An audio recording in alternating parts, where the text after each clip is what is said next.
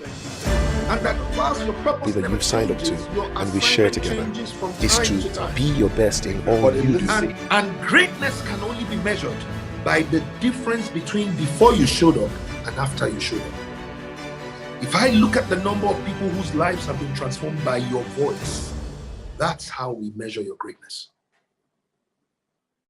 The mastery of life as opposed to the mystery of life.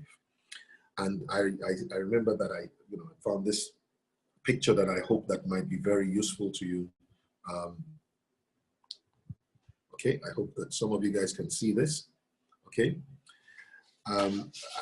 If there's anybody that can tell me what it is that you feel right now, just don't even read what is on there yet. Just imagine this and just tell me what's going on in your mind. Tell me what's going on in your mind. Tell me what's going on in your mind right now. Type that out. Every barrier is just mental, that's fine. Fear, okay, yes. Ignorance, absolutely. Go ahead, Wookie, I love that. Okay, ignorance, okay.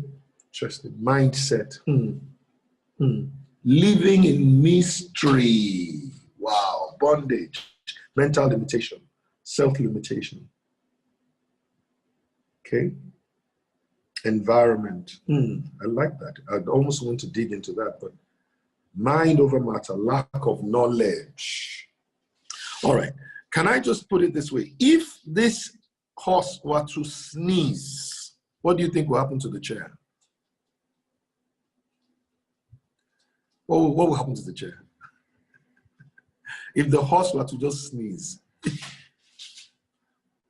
So you realize that the greatest challenge that the horse has is not the chair. It's what the horse knows not about the chair, but about itself. The horse doesn't need to know anything about the chair. The horse only needs to know about itself. If the horse saw itself in the right perspective, it will at least test what it knows about the chair. So it is not the chair that the horse does not know. It is the horse that the horse does not know. And to a large extent, many of us are pretty much like this horse.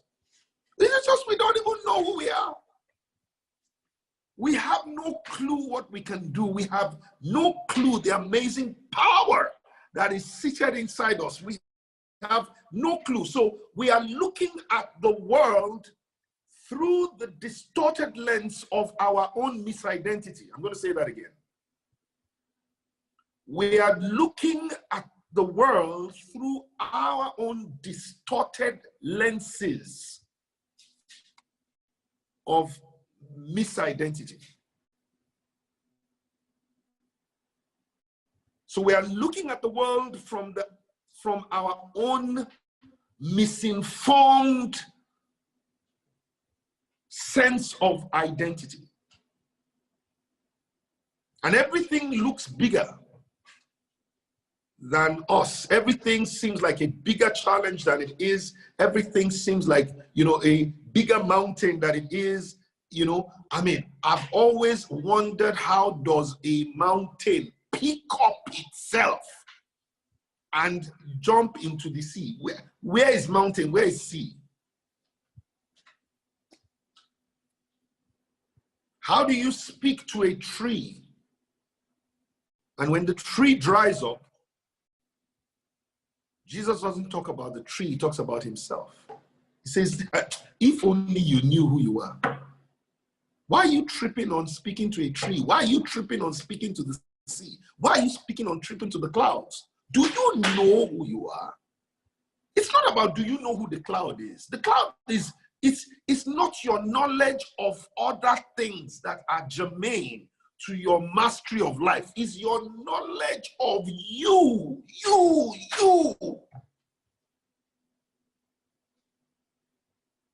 You are the one I want to introduce you to today. Yesterday, I started by introducing you to the master who's running the master class. And then I introduced you to myself. Today, I want to introduce you to yourself.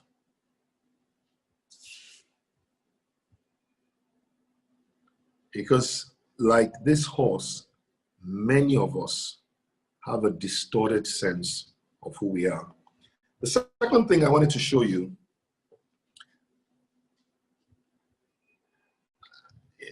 is this picture. I want you to tell me which of the rabbits is living in mystery, the one to the left or the one to the right. I think that the interesting thing is that both of them really don't know what they both have under. And they're only looking at the things that they have on top. And yet the truth about it is that it's not really about what it is that you show, it's about what you grow. It's what's under. Because in the end, guess what? Every time you go to the market, the first thing that they're going to break off is this thing at the top, the leaves, and what people actually pay for is the carrot. But the guy on the left doesn't even know the size of his carrot. And he doesn't even know the size of the carrot on the right side. But you can see the admiration and a bit of confusion on the face of the rabbit on the left, because he's looking and saying, how did you become this great? And yet, interestingly, he's looking at the trappings of success, but not looking at the power to produce it. He's not looking at the real wealth. I think that for many of us, we are like the guys on the left. We've got this incredible gold mine, but we're still looking on the other side, admiring people who are showing all of these things. But the truth about it is that the self-worth of that rabbit on the left is so much greater, but there is a misperception. Is looking at something else. Is looking at the thing that has no value. That when they get to the market, when they want to, anybody that wants to buy carrot, the first thing they do is they break it off. I think that the guy on the right has something called defective success. I think that the guy on the right is looking at the trappings of great success, but in a sense, forgetting that that's not what is important. And defective success is the success that the world is clapping for, but in a way, they're clapping for you accomplishing greatness in something you are not sent to do. They're applauding you for doing so well, climbing the ladder to the top, only, and you don't realize it's leaning on the wrong wall. It's like my friend who went in final year because somebody else had registered for him before he came back to school, because he was one of the guys that was very privileged to always travel abroad. So, I mean, and he always waited a little bit extra, 2 weeks for school to start, and then he would come back from London with all the nice baths, and this guy would be celebrated in school, everybody, you know. And so one of the things he always used to do was get one of our friends or the other to register for him, because by the time he comes back, registration is already closed. Turns out that this our friend that went to register for him, by the time he got to a particular lecturer, which was a course that we were all doing in year 5, part 1, first semester, there was only room for one more student. The lecturer had said it put a maximum number of students to register. Cut the long story short, that our friend registered himself, the guy that was on ground, and then went to another department to register an elective course for our friend that was in the UK. And then obviously forged the signature out of goodwill and then sent it in and registered for him. When our friend in the UK finally arrived, he didn't bother to ask which courses he was doing. He presumed he was doing courses with everybody. So all of us were going to the same class. And it turned out that this our friend was one of the really smarter ones. So he was one of those that actually used to teach us in this course. And so the guys, when we finished, the guy scored an A in the course. His results came out, but there was a problem. When it was now time for them to impute the results and collate it, there was a problem. The lecturer could not find his exam number on the list of students that he had registered. So there was a problem. This guy just got an A in the course. So the matter became a HOD matter. And then they called the guy and said, there's a problem.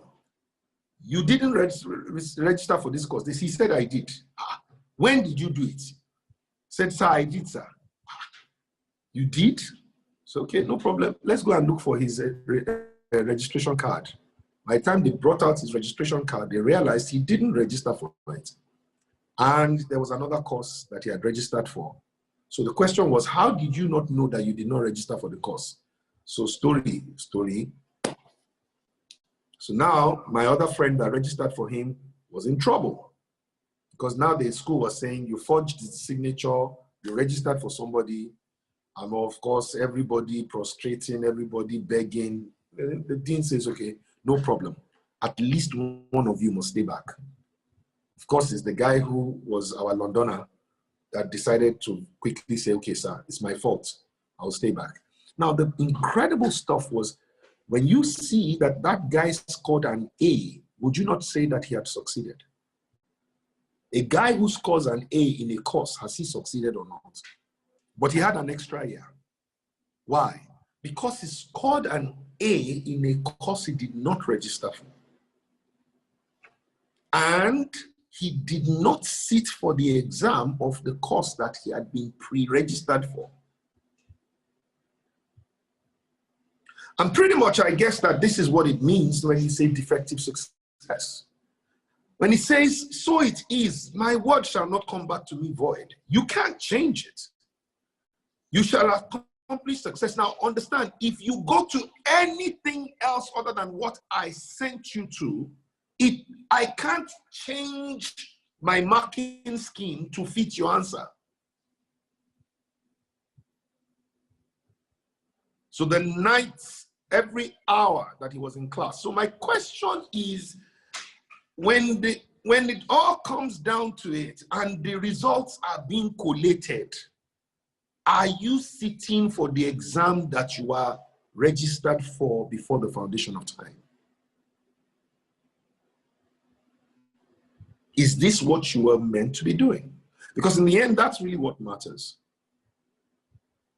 It doesn't matter what car you're driving. It doesn't matter it doesn't even matter how much people applaud you. All that matters. It doesn't even matter how many people you taught. You could have been the facilitator, but did you register for the course that you are currently studying for? Because that's the reason why alignment is so important.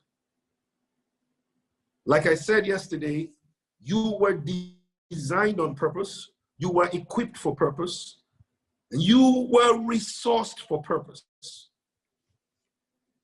But the most important thing is for you to reckon that your purpose pre-existed you, and all you can do is to discover it and to align with it.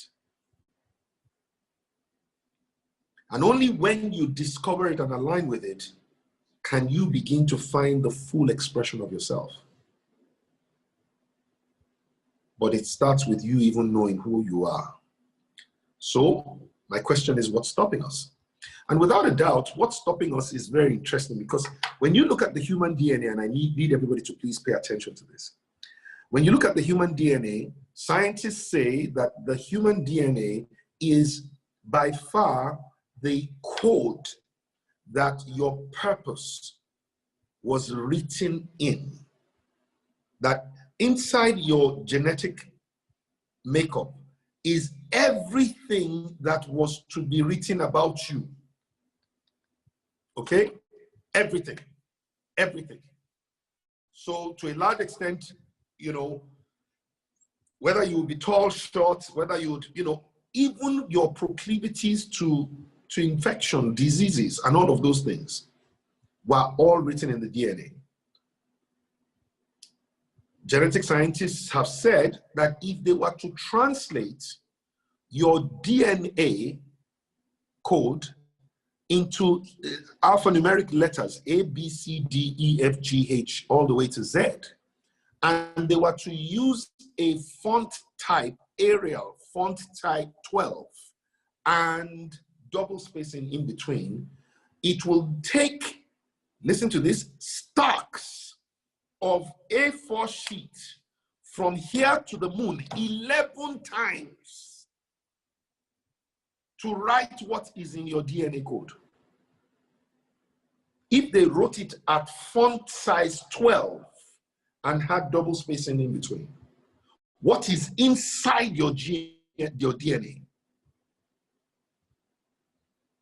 And you know, they're talking about how today they're trying to do all these incredible genetic modifications where they're able to now begin to say, how tall do you want your child to be? Because we have now been able to identify the genome that deals with height. And if you activate it a bit, it can change the height of the person. At least that's what they're trying to do in China. They're saying that they have these laboratories that are supposed to produce designer babies.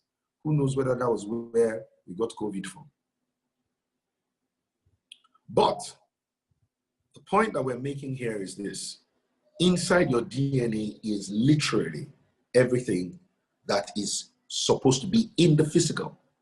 However, we are told by the scriptures that there is another place where your spiritual DNA is hidden. And we are told that that thing is called the heart. Unfortunately, nobody knows where it is. It's not this thing that you draw that looks like, you know, like the top. It's not what it is that beats. It's not what it is. Nobody knows where the heart is. But this thing is called the heart. And we're told that God has hidden eternity in our heart. So the only part of you that came from eternity into humanity that still has the trace of eternity in it, where you were sent for your assignment, where you were coded, where everything was given to you, the only place that has it in store is called your heart. Whoa! Now we know that your heart thinks. Why do we know that your heart thinks? Because we know that as a man thinks in his heart, so is he. We know that your heart sees. How do we know your heart sees? Because you can close your eyes and still see visions. You can see things. The only thing about the heart is that because it is a custodian of the spirit man, it connects with your spirit man, your heart has the capacity to break time and space. So with your heart, you can see things that your eyes cannot see. Your eyes are limited by the horizon of time and space. We also know that with your heart, you can hear. So that whilst your ears listen, with your heart, you hear. Whilst your eyes look, with your heart you see. And I'm sure that at some point in time or the other, people have been showing you something. They've showed you something and say, look now, look, it's there. And you say, and then at one moment you say, now I see. What were you doing before? You were looking, but you were not seeing. So we know that the heart has eyes, the heart has ears. We know that your heart speaks. And every time your heart speaks to you, it is called the voice of your inner man. Most people call it the voice of conscience.